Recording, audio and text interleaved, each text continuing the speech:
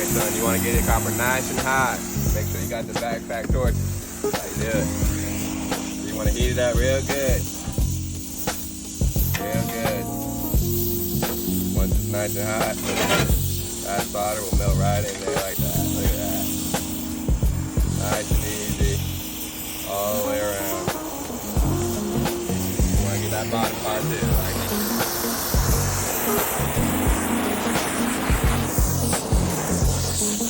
and just like that, that's the factory braze right there. You can double check me, but there's no leaks on this one. Alright, next step, grab it with your hand, make sure it's sealed.